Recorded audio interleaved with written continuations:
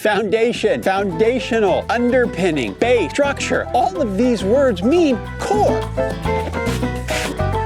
Okay, when I talk about core, I don't mean that six-pack that you see all over the internet, because unless you're a fitness model, trying to get that is just a colossal waste of time. The goal is to give you a starting point so you can get this critical area of your body in the best shape possible. And once it's in good shape, you can reduce the incidence of back pain, you can improve your posture, you can improve your balance, you can avoid bad breath, and you can just generally have more strength and endurance in your everyday life.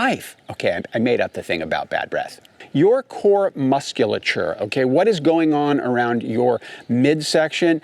It is an incredible mix of muscles that move around your midsection, up and down, the front, the back. Your core is the underpinning, the foundation of everything that you're going to do, and it is just so important for you to have it in great shape. So let's start by talking about core activation, and that is the idea of kind of tightening your core in a way that gets all the muscles kind of activated. And typically people talk about two types. There's the drawing in and there's the bracing. So let's start with the drawing in, and hopefully the camera will hold focus here. So what drawing in is the idea is that you're pulling your belly button to your spine. And when you do that, you are activating the really deep muscles along your spine and just getting them to wake up before you do these exercises I'm going to show you. So that is the drawing in. The other is called bracing, and bracing is more about pushing out and tightening, almost like you're getting prepared to get socked in the stomach. So the first thing I'm going to show you is called a single leg reach. And the idea behind a single leg reach is it is a balance exercise that basically causes your whole core system, your whole body really, to kind of fire and wake up. And it's something that if you have not been super active is going to be hard at first. But the beauty of this particular exercise is how fast people master it. And the reason people can master this exercise so quickly once they start doing, it's the efficiency of our bodies. It's the way that our brain works together with our muscles, called neuromuscular efficiency. And this particular exercise gets everything working really well together. To do this exercise, you're going to start with soft knees. You're going to draw in, so you're going to suck that gut in. Then you're going to come up on one leg and you're going to reach it forward, single leg reach. Then you're going to bring it back to center, reach it out to the side, and then you're going to reach it back. I want you to be able to do this 6 times on each leg, all right? And once you can do that, you're going to need to progress it. One thing that I do with my clients, a progression that I use, I bought this foam pad on Amazon for 20 bucks or so. You put this on the ground, stand up on it, and now there's a whole new level of complexity here that is brought into play. The balance is challenged, and when I start doing the exercise, it is definitely more challenging. So the next thing we're going to do is a plank. And a plank is exactly what it sounds like. You're trying to make your body into a straight plank. And to start the plank, when you're just beginning, it's really great to have something like this to put under your knees if they're a little tweaky. So it could be this or a towel or anything you have to give yourself a little bit of a relief. We're going to walk our hands out, and then we want to get our shoulders above our hands, and then we want to drop our hips so we're in a nice straight line, and I'm going to brace. So I'm going to tense my core like I'm going to get punched in the tummy, and then I'm going to hold this. And you're going to start with 15 seconds. If that's easy, 30 seconds. If that's easy, 45, up to a minute. When you can do a minute in this position, okay, the head in a neutral position, you're looking out just in front of your hands, you're not looking up, you're not looking down. Once this feels comfortable at 1 minute, we lose the pad.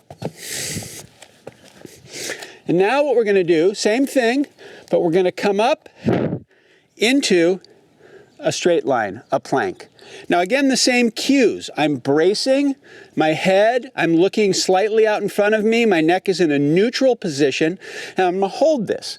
So I'm going to start with 15 seconds and then the progressions up the ladder, 15, 30, 45, 60. Once you get to 60 seconds, then you're going to have to mix it up a little bit. And you can look on the internet for ways to make this more difficult, but a real simple thing to do, pick your foot up, move it out.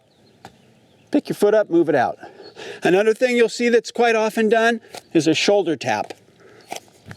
Okay, these are ways that you can make the plank more difficult, and it can be a great exercise for a long, long time in your routine. The third and final thing I'm going to show you today, and the third exercise in this set, is the dead bug, and it's called the dead bug for a pretty obvious reason that you'll see in just a second. What I really like about this particular exercise is it keeps your back in a neutral position. It gives you all of the benefits of doing, certain types of sit-ups or crunches without the danger of doing those exercises. So many people do crunches incorrectly that we tend to stay away from them unless you're really quite advanced. So let me show you the dead bug. So I'm going to hit the deck. Okay. Relax the neck.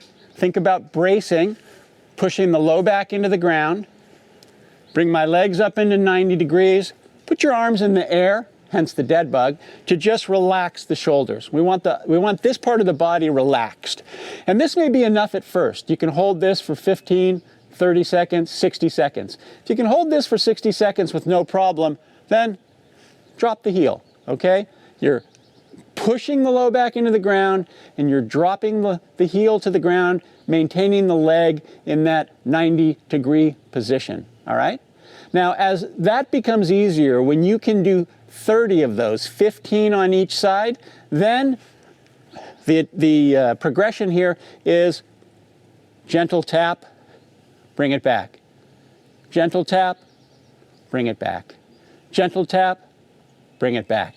And there you have it. There are 3 of my favorite core exercises with progressions built in. So what I want you to do is I want you to do each exercise 3 times, alternating. So you start with the single leg reach, you go to the plank, then you do the dead bug. You do that once and then back to the plank, do that all again, and then a 3rd time, okay? That is going to really give you a good core workout. And remember, as it gets easier, you have to build in the progressions. You want to continually make it more difficult. The whole key here is by taking care of your core, that middle part of your body, your balance, your posture, your general strength and conditioning, all of these things are going to be improved, and you're just going to be able to do the things that you love that much more effectively and have more fun doing them.